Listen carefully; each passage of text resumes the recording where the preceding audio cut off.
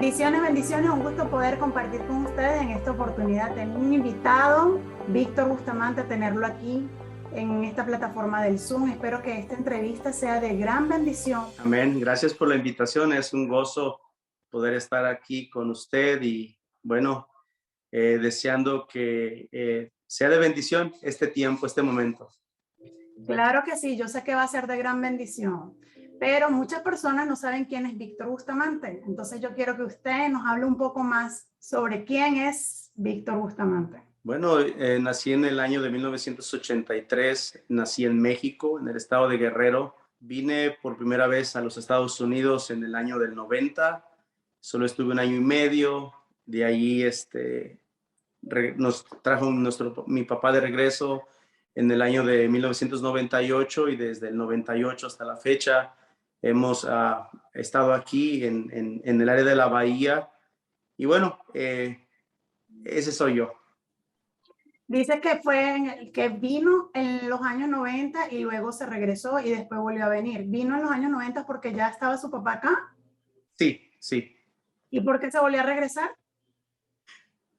Nos regresamos porque en el año 90-91 había hecho mucho frío. Entonces, de donde somos nosotros se le llama la región de tierra caliente, ¿no? Entonces, el nombre lo dice todo, es una región súper calurosa. Nosotros acostumbrados al calor, vinimos la primera vez, entonces mi mamá no pudo soportar el frío y nos tuvimos que ir. Mi papá nos metió a aplicación en inmigración, nos pidió, hizo la petición, nos pidió, entonces llegó el tiempo de la cita en el consulado americano y fue que nos venimos para acá. En el año 98, ¿cuántos años ya tenías? Tenía 14 años cuando llegué. ¿Y habías tenido una relación con tu papá antes de llegar acá? No, somos la típica familia hispanoamericana, ¿no? Que la familia está allá en el pueblito y el papá está aquí trabajando y esforzándose por trabajar y para mandar el sustento. Entonces no tenía desafortunadamente una relación con mi papá. ¿Sientes que en algún momento hubo una ausencia de tu papá? Claro, mi papá iba 2 semanas, 15 días al año, iba a vernos, entonces, pues obviamente no eran suficientes 15 días al año,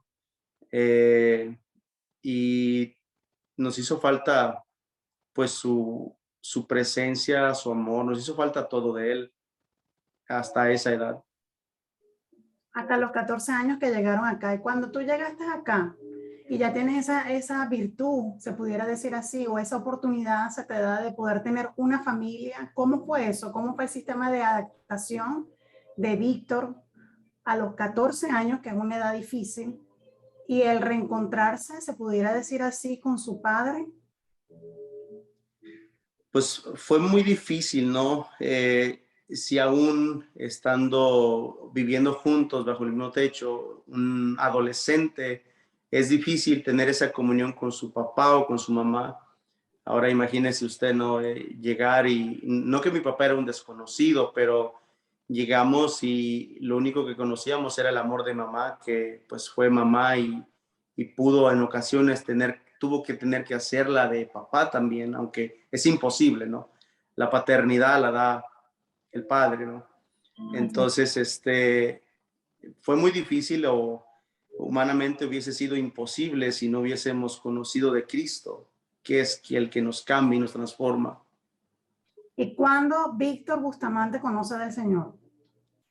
Nosotros conocimos del Señor, yo tenía 4 años allá en México, llegó un misionero de aquí, de Los Ángeles, a predicar del Evangelio, ¿no? Y llegó directamente a nuestra casa y fue ahí cuando yo empecé a ir a la iglesia, ¿no? Pero en realidad cuando yo tuve ya de ir a la iglesia por mis propios méritos, por mis propios medios, fue a la edad de 15 años. A los 15 años fue que yo empecé ya a ir a la iglesia. ¿Y esa causa fue a raíz de qué? Bueno, cuando venimos aquí, en mi familia, mi papá y parte de mis hermanos ya iban a la iglesia, asistían a la iglesia, entonces siempre nos estaban invitando hasta que al fin acepté la invitación de regresar, o más bien de ir a la iglesia, ¿no? Porque no digo regresar a los caminos del Señor, porque pues un niño de los 4 a los 14 años no tiene mucho entendimiento de eso, ¿no? Claro, claro. Entonces tu entendimiento y tu relación, se pudiera decir así, es a partir de los 15 años o no había una relación aún con el Señor. Ah, la relación, el primer encuentro que tuve yo con Dios, que muchas veces nosotros confundimos, pensamos que el ir a la iglesia es encontrarnos con Dios, lo cual está equivocado, ¿no? El primer encuentro que yo tuve con Dios fue a la edad de los 16 años, cuando fui bautizado por el Espíritu Santo, ¿no? Entonces, ¿cuál es la señal? Bueno, pues hablar en otras lenguas. Entonces, fui bautizado a la edad de los 16 años y ahí fue mi primer encuentro. Ahí fue cuando sentí la presencia de Dios por primera vez en mi vida. Ahora, cuando digo sentí la presencia de Dios, no quiere decir que Dios no había estado conmigo los otros primeros 15 años de mi vida. Me refiero al encuentro, ¿no? Con Dios. Claro, es cuando pudiste ver la manifestación del Espíritu Santo en tu vida. Correcto, sí. ¿Esto fue a raíz de qué? ¿De alguna situación en particular? Yo he sido atrevido con el Señor y siempre me ha gustado ir más allá, ¿no? Entonces, un día a los 15 años, ¿no? Aún estaba adolescente, fui y le dije al que era mi pastor, y le dije, quiero tener una reunión con usted. Y me dijo, sí, llega el martes a las 7. Y fui y me metí a su oficina y me dijo, ¿qué pasó, Víctor? ¿No? Yo acababa de empezar a ir a la iglesia, tenía un año. Y le dije yo quiero ser bautizado con el Espíritu Santo. Y se me queda viendo, dice, ¿de verdad? Le digo, sí. ¿Seguro? Sí. Dice, dame tus manos, ¿no? Y puso él sus manos sobre su escritorio y yo le tomé las manos y empezó a orar por mí. Y ahí fue donde empecé a hablar en lenguas, ¿no? Ahí sentí esa presencia hermosa del Señor, que cuando uno siente por primera vez esa presencia, no la cambia uno por nada, la verdad. Sí, cada quien tiene una experiencia diferente y es algo que realmente es como inexplicable. Sí, Que uno quisiera explicarlo, pero cada quien lo experimenta de una forma diferente. Algunos lo sienten un fuego, otros sudan, otros lloran, otros hablan en lengua. Cada quien lo manifiesta de una forma diferente, ¿no? sí. En el caso mío fue ahí sentado en el escritorio. Así es. Y fue un bautizo bien bonito y fue también porque tenías un anhelo en tu corazón. Y me gusta esa parte que dijiste que fuiste atrevido. A veces hay Sí, que ser atrevido para poder agarrar las cosas, las bendiciones y las promesas que el Padre tiene para nosotros. precisamente, ¿no? Porque las promesas de Dios son nuestras. El asunto está que nosotros nos dejamos llevar por tantos pensamientos que vienen a nuestra mente, ¿no? Entonces, solo es de agarrar y tomar, o sea, solamente es agarrar y estirar la mano y tomar, ni siquiera, en algunas ocasiones, ni siquiera tiene que venir uno a arrebatar y decir, esto es mío, me pertenece, no, solamente tómalo y es tuyo. Claro. Pero tocaste algo muy interesante, hablaste de los pensamientos y yo sé que tú fuiste una persona muy atacada empezando en la parte ministerial, empezando, ya eras un líder ministerial y fuiste muy atacado. Y muchísima gente a veces no puede entender cómo una persona que ya porta el Espíritu Santo dentro de ella puede padecer de depresión, de opresión e incluso pudiera llegar a atentar contra su vida. Y yo sé que Víctor Bustamante atentó contra su vida cuando tenía 19 años. Entonces yo quiero que tú nos hables un poco más tu corazón y que nos hables un poco más a fondo sobre eso, sobre esa situación que te pasó y cómo sobresaliste de todo eso. Claro, lo que pasa que muchas de las veces eh, es como una pareja de enamorados se casan, llegan al matrimonio, ¿no? Con muchas ilusiones, con muchos sueños, listos para querer realizarlos, ¿no? Juntos, pero se llevan la sorpresa que traemos cosas arrastrando, ¿no? Y esas cosas las llevamos al matrimonio, ¿no? Cosas que se practicaron en nuestra familia, ya sea de parte del novio o de la novia, ¿no? Entonces, cosas que no aplican en la nueva relación, en la nueva familia. De igual manera pasó con mi vida, en mi liderazgo, ¿no? Comencé a ser líder a la edad de los 17 años, pero el trasfondo que hay en mi vida, ¿no? Es, nosotros somos una familia de 11, somos 7 hombres y 4 mujeres. Soy el hijo número 10, el penúltimo. Entonces, nací en el año de 1983 en una familia no solamente humilde, sino extremadamente pobre, ¿no? No teníamos para comer. Entonces yo no era la bendición número 10, yo no era el hijo anhelado, el hijo esperado, ¿no? Número 10, era el problema número 10, era la boca número 10 que alimentar, ¿no? Era, o sea, no era fácil, no fue fácil. Entonces, eh, cuando yo tenía 14 años, escuché a mi mamá a platicar, ¿no? Acerca de mi vida y ella empezó a contarle a una persona que es parte de mi familia, ella lo dijo así, dijo, dice, yo, intenté abortar a mi chaparrito, me dice así porque todos mis demás hermanos son más altos que yo soy el más bajito, el más chaparrito, decimos en México. Y entonces ella empezó a contarle, ¿no? Dijo, yo, tomé todos los tests que había, tomé pastillas, me pegaba en el vientre y dijo ella, y mi chaparrito no se vino, o sea, no pude, no logró ella abortarme. O sea, que desde que tu mamá estaba te tenía a ti en su vientre, desde el vientre de tu madre, fuiste una persona que comenzó a sentir el rechazo, Sí, comenzó a sentir el menosprecio de su propia madre. sí. Y claro, no era para menos, ¿no? Claro, y se manifiesta realmente, ¿crees tú, a esa edad de los 19 años, cuando ya tú tienes un poquito más de sentido, un poquito más de madurez?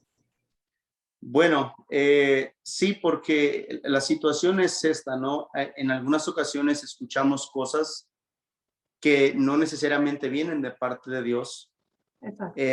pero son, por ejemplo, hay bendiciones para nosotros que han sido reservadas, han sido apartadas para cierta temporada de nuestra vida, ¿no? Entonces, el enemigo, el cual es un imitador, él nos tiene 2, 3 cosas guardadas por ahí en algunas ocasiones, ¿no? Y él estaba esperando el momento exacto para soltar ese veneno, ¿no? Para tergiversarlo, ¿no? Ahora que Dios ha sanado mi corazón y Dios me ha procesado, puedo entenderlo de esa manera, pero en el momento no lo entendía, ¿no? No entendía de que en realidad no era fácil, una mamá sola al pendiente, una mamá sola, porque mi papá ya estaba aquí en Estados Unidos desde sus años, él vino la primera vez a finales de los 70s, entonces no era fácil para ella, ¿no? Entonces pasó lo que en miles de personas pasa, ¿no? Fuimos rechazados, no necesariamente porque nuestra mamá haya tenido un corazón malo, sino por las circunstancias, Claro, eh, exacto. la pobreza, etcétera, etcétera, ¿no? Muchas cosas que pueden ser los factores. Claro. Y en esa oportunidad que tentas con tu vida, ¿qué hiciste? ¿Qué fue lo que hiciste? Me recuerdo que era un viernes, hay algo que el Señor me ha dado la virtud y es de tener muy buena memoria. Era un día viernes, yo ya tenía pensado hacer lo que iba a hacer y fui todavía me di el tiempo de ir a la licor a comprarme una Coca-Cola, una bebida, una gaseosa, un refresco, no sé cómo lo conozcan en lugares donde nos van a escuchar. Todavía tuve el tiempo de ir a la tienda a comprarme la bebida con la cual me iba a tomar las 25 pastillas, ¿no? Yo me Oh, tomé 25 pastillas de un producto dietético que en aquellos años era muy fuerte, ¿no? Ok. Una pastilla te ponía un poco tembloroso, te alteraba. Ahora imagínese usted 25. 25. Y las conté con mis manos, ¿no? Y me recuerdo que me tomaba de 5 en 5. Y eran pastillas grandes, ¿no? Eran los que han tomado productos como proteínas o productos que son para hacer ejercicio, saben que la mayoría de esas clases de pastillas son grandes. Entonces, me tomé de 5 en 5 en 5 O sea, que estaba y completamente decidido a quitarte la vida.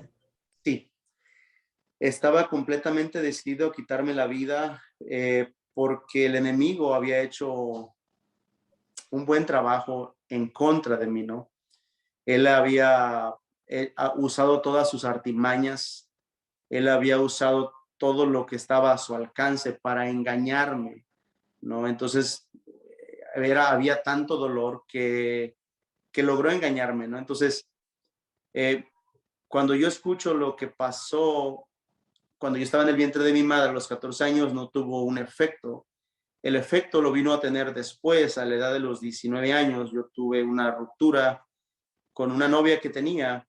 Entonces, pues tengo 37 años, ¿no? Hoy por hoy, a esa edad, uno pues se enamora perdidamente, ¿no? Y lo digo así entre comillas, porque pues Claro, esa edad, pero fuiste atacado de nuevo a nivel emocional, ¿no? Entonces sí, ya venías arrastrando unas carencias, no solamente de tu mamá, quizás no porque haya querido ser una persona mala, sino por las necesidades y todas las cosas que ustedes pasaron, todas esas carencias, pero sino también por los sentimientos encontrados hacia tu papá, ¿no? Porque fue, nunca estuvo ausente, se pudiera y decir. pues en realidad, como lo menciono, ¿no? Fue una mezcla de muchas cosas, ¿no? El Ah, enemigo emoción. usó, sí, el enemigo usó todo lo que él pudo usar para dañarme, ¿no? Para engañarme, para matarme, ¿no? La palabra de Dios dice que el enemigo vino para matar, para robar y para destruir. El enemigo no vino para jugar con nosotros y solamente hacernos pecar y solamente encadenarnos, ¿no? Él quiere literalmente arrancarnos la cabeza, ¿no? Él quiere matarnos y fue precisamente lo que él intentó conmigo a la edad de los 19 años. Entonces me recuerdo, a esa edad yo ya había sido bautizado, como lo mencioné, pero estoy seguro que el Señor estuvo ahí conmigo. Me acosté a dormir anhelando no despertar porque la persona que ha sufrido de depresión sabe lo que es tener depresión, ¿no? Y las personas que no saben lo que es depresión piensan que la depresión es solamente una persona que está triste, pero la depresión va mucho más allá que una tristeza, ¿no? Entonces, yo me dormí, me tomé las pastillas estando totalmente en depresión, sabiendo a dónde iba a ir porque yo ya conocía del Señor, pero era tanto mi dolor, era tanto el engaño que el enemigo me había hecho que yo sabía dónde iba a ir, pero no me importaba. O sea, mi dolor era demasiado, ¿no? Entonces, lo glorioso de todo esto es de que al otro día me levanto, era día sábado, tenía que ir a trabajar, me levanté a las 6 de la mañana, me recuerdo, sonó la alarma y me desperté como si nada. O sea, no, no hubo ninguna consecuencia física, se me irritó el estómago, no me intoxiqué, no me pasó absolutamente nada. Desperté y cuando desperté y abrí los ojos, me di cuenta de lo que había pasado. Allí yo entendí, ahí entendí yo que el Señor verdaderamente tenía un propósito para mi vida, Ay, que no Dios. había sido una coincidencia el venir confrontándome con la muerte en varias ocasiones, ¿no? Porque el enemigo ha engañado a mi mamá para intentar abortarme. En el año 90, cuando estuvimos aquí la primera vez en Estados Unidos, también enfrenté la muerte, ¿no? Eh, Estábamos en una fiesta, yo tenía 7 años, estábamos en la fiesta, yo salí a la calle y me atropelló un carro. El carro me aventó a 20 pies de distancia. Entonces, cuando sale mi mamá no se había dado cuenta, estaba la música, no era una fiesta obviamente no cristiana, entonces estaba la música a todo volumen, no se dieron cuenta. Cuando se dieron cuenta, mi mamá salió, le dijeron, creo que atropellaron a Víctor. Mi mamá sale a la calle, yo estaba tirado en la calle. Lo curioso de esto es de que los paramédicos me habían tapado de pies a cabeza, en mi cuerpo tirado. Eras muerto. Mi cuerpo tirado en la calle, tapado de pies a cabeza. Entonces, eso me da a entender a mí que me habían declarado muerto, ¿no? O sea, un paramédico no te va a tapar de pies a cabeza, ¿no? Si estás vivo, te va a auxiliar, no te va a dejar solo ahí. Claro, Mi claro. cuerpo estaba solo, tapado de pies a cabeza. Sale mi mamá, se arrodilla, empieza a pedir perdón a Dios, empieza a clamar a Dios. Ahí es donde yo desperté porque yo crucé la calle y de ahí ya no supe más. Mamá está clamando, es que tú despiertas. Sí, cuando mi mamá se arrodilló, me abrazó en sus brazos, me agarró con sus brazos, me abrazó y empezó a clamar. Ahí desperté yo. 7 años, cuando te Sí, pasa el accidente. sí, en el año 90, Te desafiaste 3 veces a la muerte. La primera, en el cuando te vientre de mi mamá. en el vientre. La segunda, a los 7 años, cuando hay un incidente que te atropellan y tu mamá empieza a clamar al Señor. Y ahí vuelves como se pudiera decir a la vida, porque te habían declarado prácticamente muerto. ¿Te declararon o no te declararon muerto? No, no lo sabemos, pero por eso hago énfasis en que me tenían tapado de pies a cabeza, ¿no? O sea, pues todo surgió tan de repente. Todo Ok, surgió y tan la de repente. tercera vez lo haces tú mismo. Lo hago O yo sea, mismo. con la voluntad tuya. Se pudiera decir de los 14 años, cuando tú escuchas esa conversación, escuchaste a tu mamá hablando con otra persona en donde ella habla de que te quería abortar y que bebió esto, aquello y lo otro, pero ese pensamiento como que se adormeció y a los 19 años es que sale a flote. Y te Surgió, exacto. imaginas con todo lo que Víctor Bustamante estaba viviendo en esa época, que también era una época en donde ya tú estabas como un líder a nivel ministerial. Tenía ya 2 años de líder de una reunión en un hogar conocido regularmente como Células, ¿no? Entonces yo ya tenía 2 años. Claro, ¿qué tú le dices a esas personas que son creyentes hoy y que están pasando por una situación similar a la tuya, lo que es la depresión, la cual es una enfermedad silenciosa, porque no, quizás no todo el mundo la puede percibir, e incluso nosotros como padres tenemos que tener mucho cuidado con nuestros niños, y también en esta época que estamos viviendo de pandemia se ve mucha depresión, no solamente en adultos, sino también en adolescentes, en niños. La palabra de Dios dice, sobre toda cosa guardada, guarda tu corazón, porque del mana la vida. De todo lo que uno considere valioso, de todo lo que uno guarde celosamente, cuidadosamente, de todo, dice, sobre toda cosa guardada, guarda tu corazón, porque del mana la vida, de él depende nuestra vida. Entonces, lo primero que debemos de entender es de que nuestra vida es más sensible de lo que muchos de nosotros podemos entender, ¿no? Nuestro corazón es mucho más sensible de lo que cualquier otra persona pueda imaginarse, ¿no? ¿Qué le pudiera yo decir a los muchos creyentes que sé que van a escuchar mi testimonio? Es de que inviten a Dios a su vida, que traten las heridas. Muchas de las veces decimos, no nos importa, o muchas veces decimos, oh, no tengo nada. Pero yo te animo a que te pares frente al espejo, como lo haces todas las mañanas, que te pares frente al espejo y te mires tu rostro, y que te asinceres contigo mismo.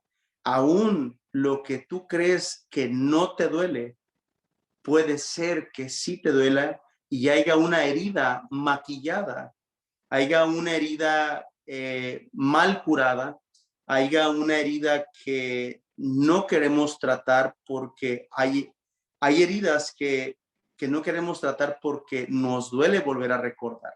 Pero yo también me quiero enfocar en aquellas personas que quizás viendo o respetando su perspectiva de cómo ellos nos pudieran ver a nosotros, si religiosos o fanáticos o lo que sea, para no entrar en tanto detalle, no tienen una relación tan íntima, pudiéramos decir, con Dios. Entonces ellos dirán, bueno, si estas personas que creen, que ellos dicen que tienen una relación con Dios, les puede llegar a pasar eso, ellos dirán, bueno, ¿y para qué yo entonces quiero tener una relación con Dios si en cualquier momento puede entrar la opresión y la depresión? ¿Qué le podemos decir a esas personas que pudieran llegar a pensar eso? Bueno, imagínese, si yo no hubiese estado ya en el camino del Señor, no hubiese tenido quien me hubiese protegido mi vida, quien hubiese guardado mi vida en esos, porque obviamente mi vida no ha estado frente a la muerte solo en 3 ocasiones, han sido varias, ¿no? Las que me he dado cuenta, más aparte las que no me he dado cuenta. Pero imagínense si en el momento cuando yo intenté suicidarme no hubiese estado conmigo Dios, no hubiese estado el Espíritu Santo conmigo, entonces pues hubiera muerto, ¿no? Me imagino que hubiera muerto, ¿no? No hubiese tenido quien me defendiera espiritualmente, quien guardara mi vida, ¿no? Entonces, uh, no hay mejor cosa que estar no solo en el camino del Señor, ¿no? Porque cuando hablamos de estar en el camino del Señor, hablamos de asistir a una iglesia, hablamos de estar, tal vez ser miembros, como algunos lo decimos, ser miembros de una iglesia, ¿no? Pero el ser miembros de una iglesia no necesariamente te lleva a tener una relación con Dios. Entonces hay algo más, mucho más, muchísimo más mayor que asistir a una congregación, es tener una relación con Dios. Así es. Entonces yo les animo a las personas que me escuchan, si tú conoces o no conoces del Señor, yo te animo a que busques de Dios, ¿no?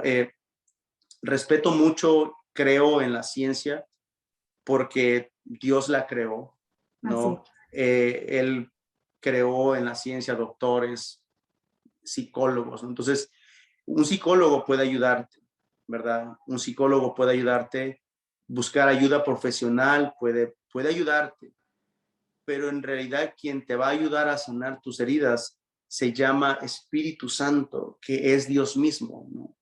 La Biblia dice, Jesús lo dijo que no nos iba a dejar huérfanos, que nos iba a dejar a nuestro consolador, a un consolador que era el Espíritu Santo, ¿no? Al Espíritu Santo que es nuestra guía, al Espíritu Santo que es nuestro ayudador, ¿no? Que es el que nos revela. Entonces, no hay mejor cosa, tú que me escuchas y que tal vez no has experimentado ni siquiera ir a una iglesia cristiana, mucho menos tal vez tener un encuentro con Dios o tener una relación con Dios. Yo te animo a que busques de Dios, a que busques una buena iglesia ahí en tu comunidad, en tu barrio, donde sea que tú vivas, donde sea que tú estés. Yo te animo a que busques una buena iglesia donde se predique el evangelio, donde se alabe a Dios, donde se predique que el Espíritu Santo es parte de la Trinidad, donde se predique la verdad, donde se predique la Biblia, que es la palabra de Dios. Yo te animo y te incito a que busques del Señor. Grandioso, grandioso. Para Dios no hay nada imposible. Eso está en Lucas 1:37, si no me equivoco. Y también hablando un poco más a profundidad de aquellas personas que quizás no conocen del Señor, el Señor no tiene un favoritismo en nada. El ir a una iglesia no nos hace salvo, el hacer obras tampoco nos hace salvo, pero el Señor nos incita bajo muchos versículos, bajo muchas historias bíblicas en que seamos buenas personas, y también nos incita como mandato el congregarnos. Porque también dice que muchos tienen por costumbre el no congregarse, pero es un mandato que el Padre nos deja. Es un mandato ser buenas personas, el servir a tu prójimo como a ti mismo.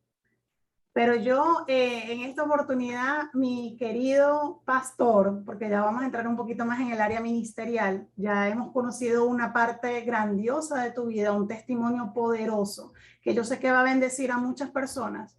Quiero enfocarme un poco más sobre la labor que estás haciendo, porque yo sé que tú tienes un servicio apasionado, no solamente por las personas de la iglesia para predicar la palabra, sino un servicio de acción, un servicio de amor, un servicio de ir y extenderle la mano al necesitado. Y no solamente a aquel necesitado que tenga una relación o una identidad con el Señor, que eso es lo que quiero dejar claro también. Las entrevistas no son solamente para que la escuchen personas cristianas, sino para que la escuche toda criatura, toda Amén. persona que la quiera escuchar. Y el servicio de ayuda de nosotros, del pastor Víctor Bustamante, es para todas personas. Entonces yo quiero que ahorita nos hable un poco más sobre la función que has venido haciendo a nivel ministerial, ayudando a tu comunidad y ayudando incluso a personas del campo a nivel agrícola, ¿no? Sí, como lo mencionaba usted, la Biblia dice que no somos salvos por obras para que nadie se gloríe, que somos Amén. salvos solamente a través del sacrificio que Jesús hizo en la cruz. Pero la palabra de Dios dice que fuimos creados para buenas obras. O sea Así es. que en nuestra vida, aunque no somos salvos por obras, Dios dice que fuimos creados, que fuimos hechos para hacer buenas obras. Entonces, hay una, hay una pasión que hay dentro de nuestro corazón como iglesia, como ministerio, como líder que soy, mi esposa y yo y algunos hermanos más de la iglesia. Y es sí, precisamente eso, ¿no? Nosotros tratamos de ser de bendición, porque si no vamos a ser de bendición para la gente que nos rodea, entonces, pues no sé qué podamos ser, ¿verdad? Si no somos bendición, entonces no sé qué podamos ser, ¿no? Tenemos que ser bendición donde quiera que vayamos, donde quiera que nos paremos. De hecho, no sé si tal vez más de algunos se va a identificar conmigo, ¿no? Hay veces llegamos a comprar unos tacos, ¿no? Yo como mexicano compramos unos tacos y a veces el taco truck, la lonchera está vacía, ¿no? Y a veces llegamos y no hay nada y ya cuando nos estamos pidiendo y nos damos la media vuelta, ya está la línea larga, ¿no? Entonces, Ajá. eh, nosotros como hijos de Dios portamos esa bendición, debemos de portar esa bendición. Entonces, una de las cosas que hemos estado haciendo es bendecir a nuestra comunidad. Todo mundo ha sido golpeado, pero aquí en Estados Unidos, los más golpeados han sido nuestra comunidad hispana porque muchos carecen de un número de seguro social, Así es. carecen de una tarjeta Green Card que les da el derecho a pedir ayuda, ¿no? Al gobierno, como puede ser desempleo, estampillas, qué sé yo. Entonces, Dios abrió puertas extraordinarias, puertas grandísimas para que nosotros pudiéramos a ejercer esa labor, ¿no? Esa labor que ya teníamos en nuestro corazón, labrada, trazada, de expandir el amor de Dios, en este caso, con una bolsa de despensa, ¿no? Con una despensa de comida, una bolsa llena de comida. Entonces, el Señor es el dueño de la obra, ¿no? Jesús es el dueño de la obra. Entonces, por ejemplo, yo en la compañía donde yo trabajo, cuando yo necesito algo para poder terminar esa labor, para poder terminar el proyecto que mis jefes me pusieron a hacer y necesito algo, yo se los pido y ellos me lo dan, ellos me lo proveen con el interés, con la buena intención de que yo sea capaz de terminar esa labor. Pues de Claro. igual manera es en el Evangelio, ¿no? De igual manera es en Cristo, ¿no? Él es el dueño de la obra y si uno necesita algo, Él nos lo provee. La Biblia dice que Él es Jehová Jireh, nuestro proveedor. Entonces, ahora, Jehová Jireh, nuestro Dios, nuestro Padre, no solamente provee para nuestras necesidades, Así es. sino que Él nos da, dice su palabra, que la medida que Él da es apretada, remecida y rebosante hasta que sobreabunde. Entonces, Él nos ha bendecido y hemos estado bendiciendo a nuestra comunidad, más que nada hispana, porque la mayoría son hispanos, ¿no? Que llegan con bolsas de despensas. Hemos extendido nuestras tiendas aquí en el área de ENIAC, a sus alrededores hay muchos campos agrícolas, donde hay muchos hispanos trabajando en los campos. Quien conoce ENIAC sabe que en el verano puede llegar hasta 110, 108 grados Fahrenheit. Es un calor extremo en donde ustedes están prestando servicio. O sea, que ustedes llegaron allí hace un año, Sí. ya con una casa ministerial que se llama Casa Misionera Emmanuel. Correcto. En donde el líder principal es usted. Víctor Bustamante es el pastor principal de la Casa Misionera Emmanuel. Sí, mi esposa y yo estamos al frente de esta hermosa obra. Su esposa, ¿cómo se llama, pastor? Miriam Bustamante. Miriam Bustamante. Tocó varios puntos muy interesantes. Uno es que han sido luz para la comunidad y sobre todo para la comunidad hispana, en donde a veces la gente no entiende que vivir en los Estados Unidos no es fácil, incluso para personas que ya pueden tener el privilegio de tener documentación. Es mucho aún más complicado para aquellas personas que no tienen papeles, no tienen documentación. Entonces, lamentablemente, viéndonos en una época diferente, una época de pandemia, en donde todo cerró y muchas personas viven del día a día, se vieron muy afectada nuestra comunidad hispana, nuestra comunidad que no tiene documentación. Yo doy gracias a Dios por su vida y por la vida de su esposa que los iluminó a que ustedes les naciera en el corazón poder ayudar a esas personas, porque hay muchísimas personas que pasaron muchísima necesidad viviendo acá en los Estados Unidos. Entonces es un tema que a lo mejor no muchos lo hablan, pero es un tema y muy importante, porque hay carencias dentro de los Estados Unidos y hay carencia más que todo en nuestra comunidad hispana. Quizás en otros inmigrantes también de otras naciones también las hay, pero nosotros nos enfocamos un poco en aquellas personas que por lo menos hablan el mismo idioma que nosotros, ¿no? Correcto. Tito 3:8 y dice, palabra fiel es esta, y en estas cosas quiero que insistas con firmeza, para que los que creen en Dios procuren ocuparse en buenas obras. Estas cosas son buenas y útiles a los hombres. Hago énfasis en esto porque, como lo dije en un principio, nosotros no servimos nada más a la gente que es cristiana. Servimos a todas las religiones, a todas las nacionalidades. No solamente a los hispanos ilegales, sino a aquellas personas que tengan carencia, porque también a veces hay ciudadanos americanos que están en carencia y están en situación de calle. Caer en este hermoso país que nos ha abierto las puertas en situación de calle es muy fácil. Aunque parezca absurdo, es fácil caer en situación de calle, porque aquí hay que trabajar al día a día, que creo que ya van a quitar leyes que protegían a personas que no habían podido pagar la renta. Eso es un tema muy complicado en esta nación donde nosotros vivimos. Así que bueno, aquellas personas que nos están escuchando, oren por todas aquellas personas que deban renta, manténganlas ahí en sus corazones, porque es una nación en donde hay que trabajar fuerte y en donde hay que tener un buen corazón como el del pastor y la pastora, que tuvieron la iniciativa de dar dispensa en una época en donde nadie abría las puertas porque estaba todo cerrado. La verdad que ha sido una hermosa labor que Dios nos ha permitido y muchos de nosotros como personas, como líderes, debemos de elegir bien con quién nos relacionamos, ¿no? Nosotros logramos iniciar esta hermosa labor con los otros hermanos de la iglesia, ¿no?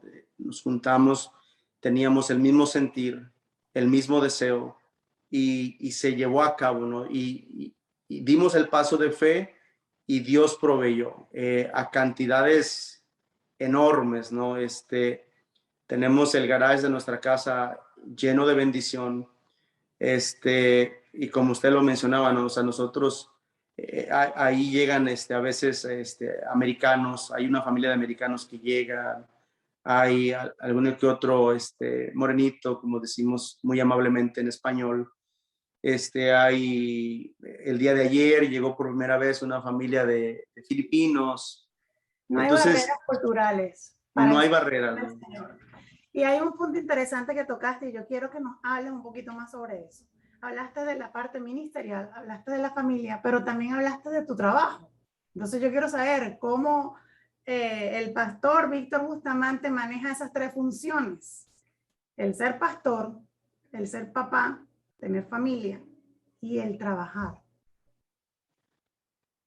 Pues ahora sí que solamente se logra sabiendo lo que Dios tiene para ti, o teniendo la certeza de que Dios tiene algo para tu vida, porque pues no es fácil, ¿no? En mi casa hemos tomado la decisión hace poco de que solamente trabajara yo, porque trabajamos mi esposa y yo, pero nuestras hijas han entrado en una edad de adolescencia que están entrando donde necesitan cuidado 24/7, ¿no? Entonces, en el caso de nosotros, en el caso mío, se ha hecho un poco más difícil porque es Dios y yo, ¿no? Los que traemos el sustento a la casa, es Dios, pero yo tengo que salir a trabajar. Vivo en ENIAC, trabajo en Oakland, sin tráfico son 45 minutos. Wow. Eh, con tráfico a veces es 1 hora 10, 1 hora y media máximo de regreso a casa. Entonces trabajo de 9 horas, 9 horas y media al día, más aparte el tiempo que tardo en viajar para allá. Llego aquí, llego con mi esposa, que es el momento más deseado para mí, es llegar, abrir la puerta de mi casita y ver a mi esposa y a mis 2 hijas y a mi perrito Bombón. y este, y, y llegar y verlos a ellas de ahí, pues ahora sí que el trabajo es en equipo, ¿no? Entre ahí, ahora pues ya el Señor ha traído a la congregación personas, líderes, hermanos, con el mismo deseo, con el mismo sentir de bendecir a la comunidad. Ninguno de nosotros es millonario, ninguno de nosotros vive acomodadamente, como se dice también. Ninguno de nosotros es un profesional que nuestro income sea de 200 o 300 mil dólares al año. Somos personas comunes, pero con fe, Son dispuestos también al servicio. ¿sí? Entonces, hay veces veo a mis hijas haciendo las despensas, ahorita ya entraron a la escuela, o ya le toca a mi esposa, con otros hermanos, los encargados ahora de la repartición de comida, con otros hermanos también, ya Dios nos ha provisto ayuda, ¿no? Y es que todo comienzo es difícil, ¿no? El ser pionero, el ser un emprendedor te lleva a ser pionero. Entonces, el ser pionero significa hacer algo que no existe, abrir un camino donde no existe, donde no está, ¿no? Y eso solamente se logra con la ayuda de nuestro Dios, el cual dice que Él abre caminos donde no existe, el cual dice que Él hace brotar agua de los desiertos. Entonces, solamente podemos hacerlo a través del Señor, ¿no? Vivimos una vida para servirle al Señor, ¿no? Y es que después de tantas experiencias que hemos tenido en la vida, no puede y no cabe ni la más mínima duda de que para esto nos rescató el Señor, de que para esto nos preservó la vida, de que para esto nos guardó la vida, ¿no? Para servirle a Él. Así es. Y el Señor nos levanta en diferentes tiempos. A veces uno quiere hacerlo adelantado o no después que ya esté más estable, es en el tiempo de Dios. Pero a veces no todo el mundo conoce los tiempos. Entonces hay quizás pastores o líderes ministeriales, porque gente no le gusta que le digan pastor, ahora hay otros tipos de nombres que se le dicen a los pastores, pero yo me quedo con la palabra líder mejor.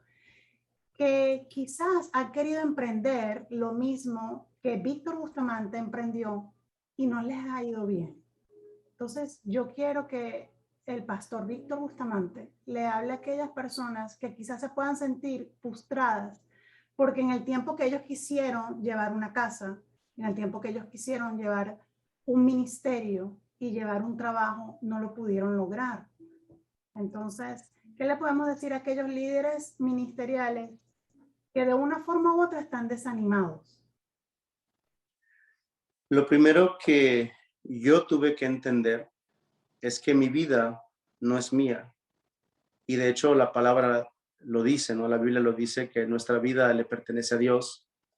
Entonces lo primero que uno debe de tener bien claro es que nuestra vida no nos pertenece a nosotros.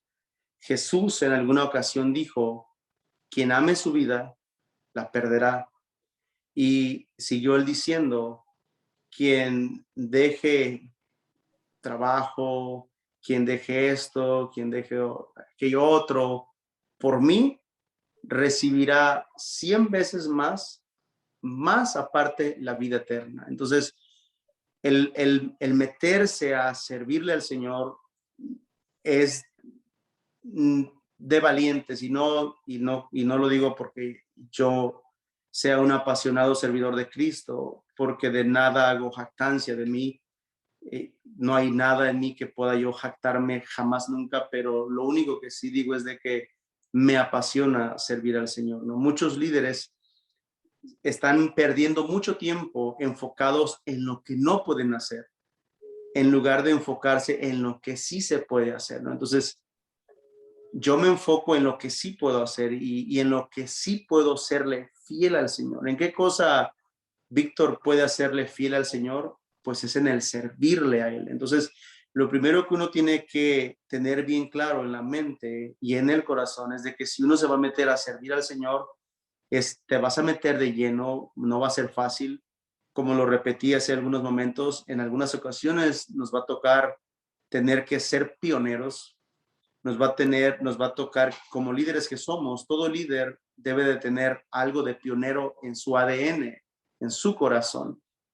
Entonces, ser pioneros, como ya lo repetí, significa emprender algo que no existe. Entonces, hay un duro precio, ¿no? Porque el enemigo viene y te ataca, ¿no? Hay algo que siempre lo digo desde que lo escuché la primera vez, ¿no? Que dijo Martín Lutero, dijo, yo no puedo evitar que los pájaros vuelen arriba de mi cabeza, pero sí puedo evitar que hagan nido arriba de mi cabeza, ¿no? Entonces, lo primero que el enemigo hace es, él se levanta contra uno y le manda dardos tras dardos de pensamientos, porque en la mayoría de las veces el enemigo no puede hacer nada más que lo que nosotros podamos hacer.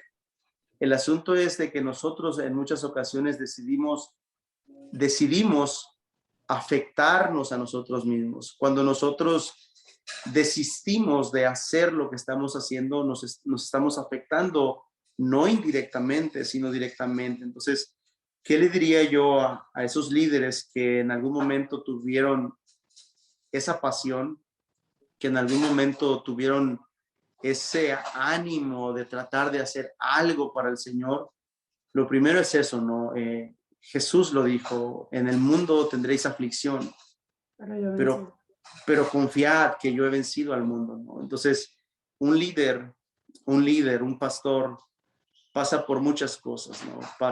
Lo primero que pasa a uno es tener que sacrificar mucho tiempo con la familia, pero cuando uno entiende que si tú metes a todo tu rebaño, tu primer rebaño es tu familia, es tu esposa, si tú logras meterlos, entonces van a trabajar juntos en una misma dirección. Pero hay muchos líderes que solo se enfocan por ejemplo, hay iglesias donde solo es el pastor el que predica, el que enseña, el que hace todo, y a la mujer se le tiene no necesariamente a un lado, no necesariamente denigrada, no uso esa palabra, pero se le tiene como que tus labores son otras, ¿no? En el caso mío, ¿Se pudiera decir excluida? excluida. En el caso mío, pues yo llevo 20 años en el liderazgo, ¿no? Empecé a servir en el liderazgo a los 17, ahora tengo 37 años, tengo 20 años en el liderazgo. Y una cosa decidimos desde que iniciamos, desde que nos casamos con mi esposa, y era servir los dos a la par, sin romper la línea delgadita donde se sabe que yo soy la cabeza del hogar y ella es la ayuda idónea, mi ayuda idónea. Entonces, sin romper esa línea delgada, los dos vamos juntos, juntos, juntos. ¿Por qué? Porque la palabra dice que mejor son dos que uno, porque dice dos obtendrán mejor paga de su trabajo, ¿no? Dice, si están dos y uno cae, el otro lo levantará, más ¿qué será del que esté solo, ¿no? Y es ahí donde muchos líderes no necesariamente fracasan, pero sí flaquean, ¿no? Porque no tienen metido en su ministerio a su cónyuge, a su ayuda idónea, a su esposa, ¿no? Entonces, cuando vienen los problemas y como la esposa no está relacionada con el liderazgo, no conoce los golpes que el liderazgo trae consigo mismo, no conoce los desánimos que el enemigo te manda todos los días, pues no sabe cómo ayudarte, ¿no? Entonces, para mí si te vas a meter a servir, métete, pero con todo, con tu esposa, con tus hijos, con tus hijas, con tu tiempo, con tu dinero, con tu casa, con tus carros, con todo lo que tienes, porque al final del día nada es tuyo, todo le pertenece al Señor. Así es, y como dijiste a un principio, son un equipo. Entonces son estrategias que el Padre va dando y si uno no tiene más estrategias, pues orar y pedírselas al Señor para que el Señor nos siga guiando. Ya para cerrar la entrevista, me encantó muchísimo eso que dijiste, que la gente a veces se enfoca en lo que no tiene, pero que Víctor se enfoca en lo que él tiene. Y que una de las cosas que te caracteriza a ti es el servicio.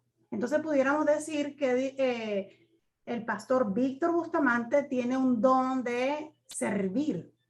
¿Cuál otros dones destacan al pastor Víctor Bustamante?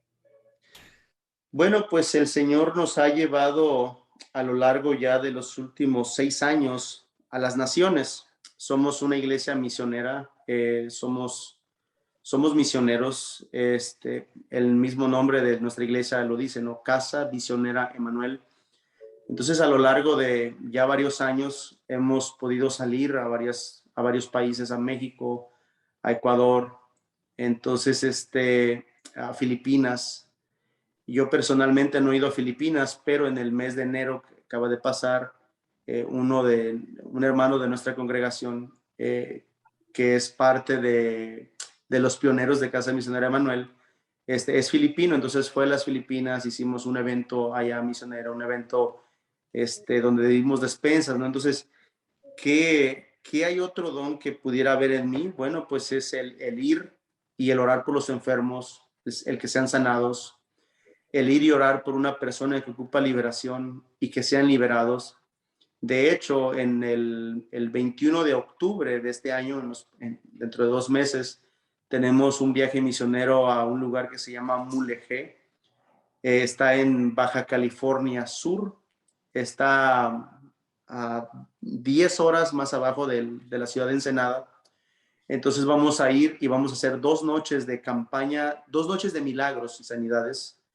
Entonces vamos a ejercer lo que son los dones de sanidad, los dones de milagros, los cuales el Señor nos los ha dado, los compró en la cruz del Calvario, ¿no? ¿Qué es lo que dice la palabra? Dice, bueno, irán y impondrán su mano sobre los enfermos y estos sanarán, ¿no? Entonces, el don que tengo es de seguir adelante.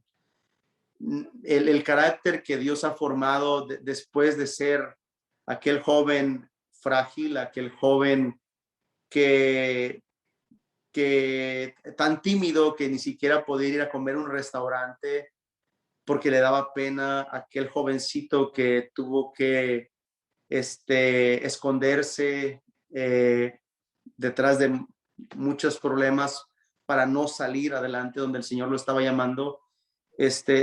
Ahora, después de un Víctor ya procesado, puedo decir que uno de mis dones para la gloria de Dios es seguir adelante, Dios me ha formado mi carácter de manera de seguir adelante, ¿no? Y eso es algo que debe de tener todo líder. Todo líder debe de tener esa función. De hecho, el líder es el que avanza.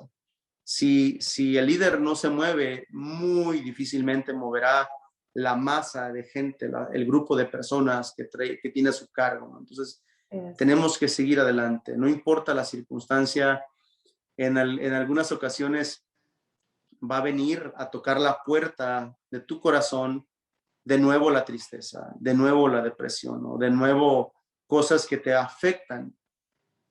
Estés como estés, tienes que seguir adelante, ¿no? Porque en alguna ocasión escuchaba un hermano que decía, no, yo solamente sirvo cuando me siento bien. Oh, wow. Pero es que yo no doy lo que está en mí, yo doy lo que el Señor me da para dar, no lo que está en la palabra.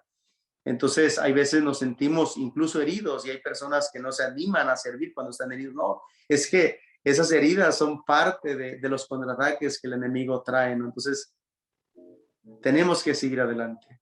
Así es, esas heridas son experiencias. Algunas personas le dicen desierto y otras personas le dicen después de un Víctor procesado que ahora predica la palabra y era tímido. Entonces le llamamos testimonio. Yo estoy muy contenta. Como lo dije a un principio en Lucas 1:37, no hay nada imposible para Dios. Y con el testimonio de nuestro pastor Víctor Bustamante lo podemos experimentar. No hay nada imposible para Dios. Después del rechazo de su mamá, después del accidente en donde lo dieron ya por muerto, y después de él mismo tentar contra su vida y que haya tomado una cantidad sustanciosa de pastillas y no le haya pasado absolutamente nada, realmente hay un propósito y ahorita es que está siendo manifestado ese propósito.